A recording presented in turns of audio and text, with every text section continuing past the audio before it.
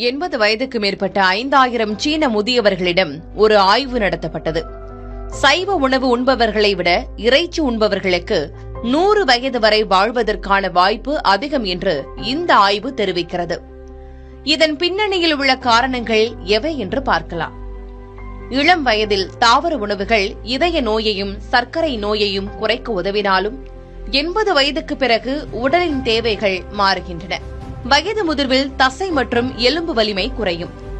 இறைச்சி மற்றும் விலங்கு சார்ந்த உணவுகளில் உள்ள உயர்தர புரதம் மற்றும் வைட்டமின் B12 இதற்கு அவசியமாகிறது.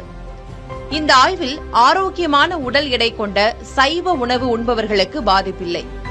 ஆனால் சராசரிக்கும் குறைவான எடை கொண்ட சைவ உணவு உண்பவர்களே 100 வயதை எட்ட சிரமப்படுகிறார்கள் என்பது தெரியவந்திருக்கிறது.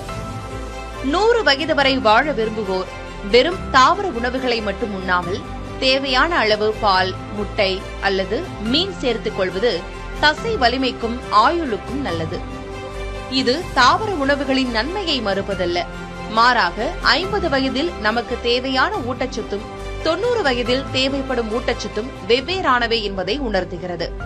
முதிர்ந்த வயதில் நோய்களை தடுப்பதை விட உடல் எடையையும் தசை வலிமையையும் பராமரிப்பதே நீண்ட ஆயுளுக்கான ரகசியம்.